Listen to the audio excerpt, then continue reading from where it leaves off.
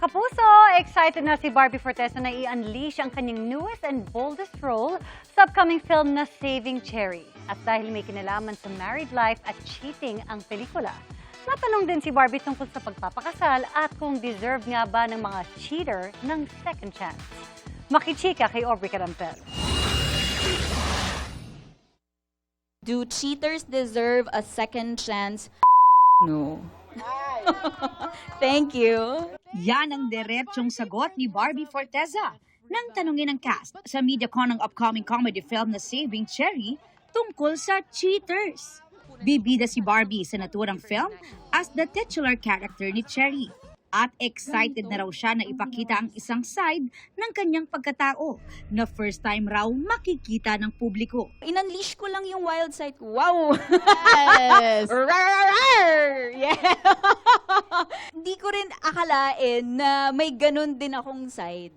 Wild pero may dahilan, may lalim. Ito na nga raw ang pinaka-mature role na kanyang ginampanan dahil tumatalakay din ang pelikula sa married life at cheating.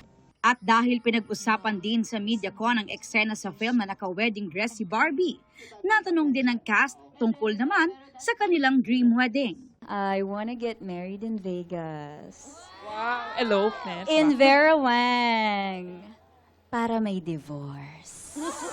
Pero sa totoo raw, malayo pa sa isip ni Barbie ang pagpapakasal. Hindi pa raw siya ready at self-love muna ang kanyang priority. Hindi ko pa iniisip or hindi ko pa hinihiling na magmahal ulit ng iba kasi gusto ko munang ibuhos yung lahat ng pagmamahal na yun sa sarili ko. I don't casually date. Date to marry ang baklat. Saving Cherry nga, diba? So date to marry po ako. So not until I'm ready and I'm really sure of the person I'm gonna go out with, hindi ako nakikipag-date. Wala mang love life sa ngayon. Swerte naman daw si Barbie sa nabuo niyang friendship, lalo na with her co-stars. Nagkaroon ako ng totoong barkada sa industriya. Very proud naman kay Barbie ang kanyang kapuso co-stars. I know it's a milestone in your career. That's why it will be a milestone in mine. Ibang level yung professionalism ni Ate Barbie. Matututo ka sa kanya. Very generous, sobrang giving. Work ethic niya is crazy. She's the first to arrive sa aming lahat.